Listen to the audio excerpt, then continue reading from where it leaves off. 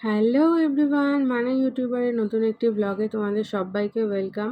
সকাল সকাল কাজ করতে বসে পড়েছি ল্যাপটপ নিয়ে, আর সঙ্গে রয়েছে আমার ব্রেকফাস্ট। স্যান্ডি ব্রেকফাস্ট করে বেরিয়ে গেছে, আর আমি এবার আমারটা নিয়ে বসেছি। সকালবেলা খাবারটা দুজনের একসঙ্গে ইউজুয়ালি খাওয়া হয় না, কারণ ও খায় কর্নফ্লেক্স, যেটা রেডি করতে বেশিক্ষণ সময় লাগে না, উইথ ড্রাই ফ্রুটস। আর আমি খাই স্মুদি। তো ওর খাবারটা রেডি করে দিয়ে দেন আমি একটু এপাশ ওপাশ করে একটু বসে থাকি ওর সাথে, মানে ও রেডি হয়, একটু গল্প টল্প করি, এইসব করতে করতে ব্রেকফাস্টটা একটু লেট করেই হয় আমাদের। ব্রেকফাস্ট মানে আমার স্মুদি আর ওর কর্নফ্লেক্স, ওটস, যেদিন যেরম খায়। তো ও ওটসটা অ্যাভয়েড করে, খেতে চায় না, যেহেতু ওটসটা একটু স্লিপারি ব্যাপার আছে। বাট আমি আবার কর্নফ্লেক্সটা খাই না। তো এরকমভাবেই হয়, খাই না বলবো না, খুব রেয়ার। যেদিন হয়তো স্মুদি করতে আর ইচ্ছা করলো না, সেদিন ওটস দিয়েই দিয়ে চালিয়ে নিই, কর্নফ্লেক্স দিয়েই চালিয়ে নিই। তো এবারে স্নান টান করে পুজো করে রান্নাঘরে যাব, বলতে বলতেই রান্নাঘরে চলে এসেছি। ডাল সিদ্ধ বসাবো, চালও এদিকে ধুয়ে রেখে দিয়েছি, একেবারে ভাত আর ডাল সিদ্ধ দুদিকে বসিয়ে দেব, তাহলে আমার কাজটা একটু তাড়াতাড়ি হয়ে যাবে। আর এদিকে কাঁচা লঙ্কাটা কাটছি, এটা দিয়ে করব মাছের আলু দিয়ে তরকারি। তো তার জন্য মশলাটা আগে রেডি করে নিচ্ছি।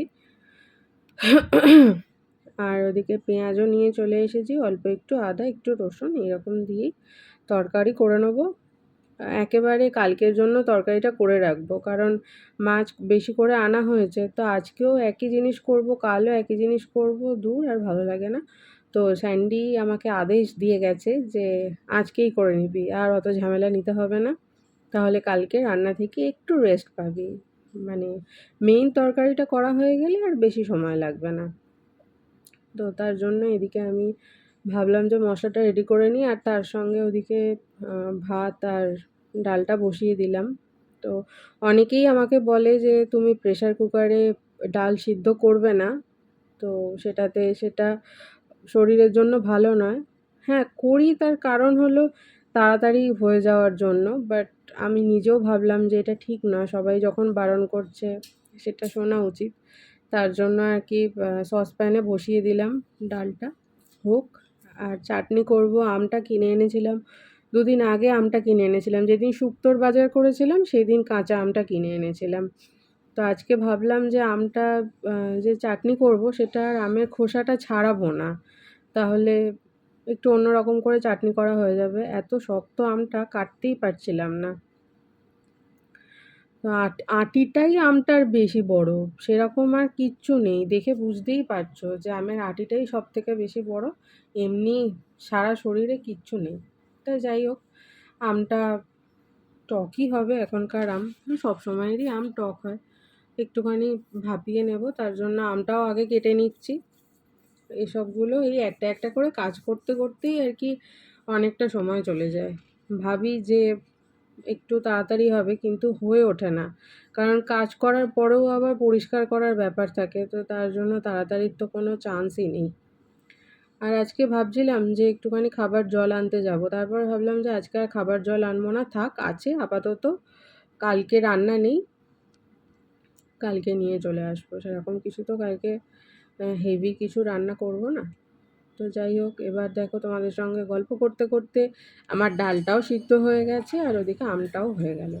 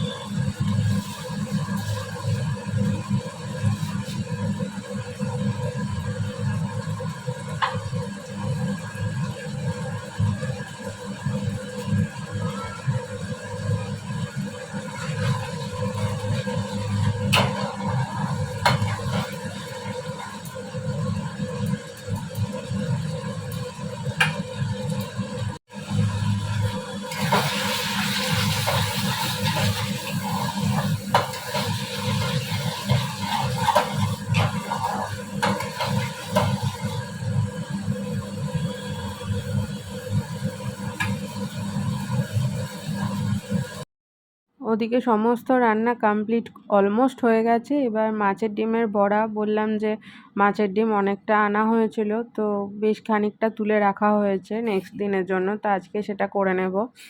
কাঁচা লঙ্কা আর কাঁচা পেঁয়াজ দিয়ে একটুখানি মানে পেঁয়াজ দিয়ে মেখে তারপরে মাছের ডিমটা জাস্ট ভাজবো। তো ডাল করেছি, আবার মাছের তরকারি হচ্ছে, ভাত হয়ে গেছে, আম সিটি দেওয়া হয়ে গেছে, আমের চাটনিটাও করে নেবো, ওটাও করতে বেশিক্ষণ সময় লাগবে না। অ্যাকচুয়ালি মাছ ভাজতে এগুলো করতে একটু টুকটাক যা সময় লাগে ওটাই। মাছ আবার ভালো করে একটু না ভাজা হলে, একটু কড়া করে না ভাজা হলে ভালো লাগবে না, ওটা আবার সেই বিচ্ছিরি একটা নরম নরম টাইপের হয়ে যাবে। আর সেরকম বেশি কিছু বাকি নেই। এবার এটা করে একদিকে চাটনিটা বসিয়ে দেবো আর একদিকে মাছের ডিমের বড়াটা হয়ে যাবে, ব্যাস তাহলেই রান্না কমপ্লিট। দেন আগে শাশুড়ি মাকে খেতে দিয়ে দেবো। আমরা তো লেট করেই খাই, তো আমাদের অসুবিধা নেই। তো এবার কড়াইতে তেল গরম বসিয়ে মাছের ডিমগুলো ছেড়ে দিলাম। খুব একটা বেশি নেই, তো যেটা আছে মোটামুটি ওদের দুজনের হয়ে যাবে। আমি খাবো না, আমার মাছের ডিম খেতে খুব একটা বেশি ভালো লাগে না। যদি সেটা টক হয় তো তাহলে ঠিক আছে, ওই না হলে অনেকে আছে মাছের ডিমের বড়ার তরকারি করে ওটা দিয়েই পুরো ভাত খেয়ে নেয়। মানে আমি তো সেটা খেতেই পারি না, স্যান্ডিও সেটা খেতে পারে না।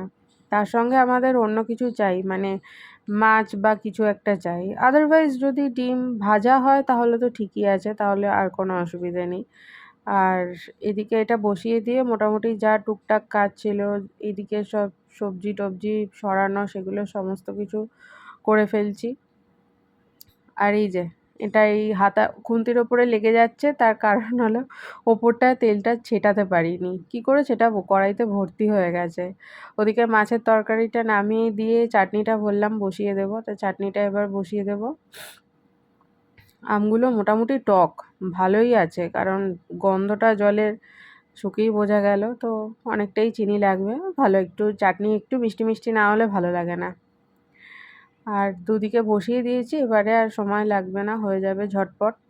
যত রান্না আর কি শেষ হয়ে আসে তখন মনে হয় কত তাড়াতাড়ি শেষ হবে, কত তাড়াতাড়ি শেষ হবে, এই ব্যাপার আর কি। হয়ে গেলেই তো হয়ে গেল। আর রাত্রেবেলার জন্য আজকে আর সেরকম কিছু তরকারি করব না, মানে সেরকম কিছু মানে তরকারি করবই না আজকে।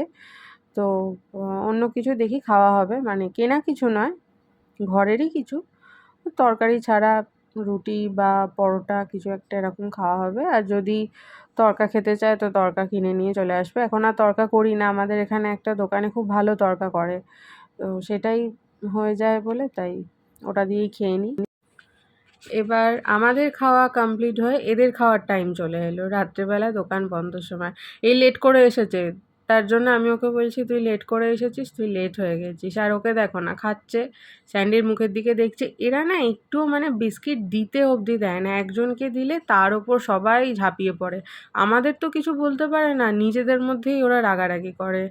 তারপর আমরা দুজনে মিলে বেরিয়ে গেলাম কিছু কাজের জন্য, মানে কিছু কাজ ছিল তো তার জন্য বেরিয়ে গিয়েছি। এবার তো তারপরে রাত হয়ে গেছে, বাড়ি ফেরার পালা। আবার নেক্সট দিন শুরু হবে। আর আসার সময় স্যান্ডি আইসক্রিম কিনে দিয়েছিল আমাকে, ব্ল্যাক ফরেস্ট নতুন বেরিয়েছে তো সেটা নিয়ে মারপিট করছি, ইভেন ও খুবলেও নেবে। তাহলে চলো ভিডিওটা আজকের মতো এখানেই শেষ করছি, দেখা হচ্ছে নেক্সট আরেকটা ভিডিওতে। Till then take care, tata.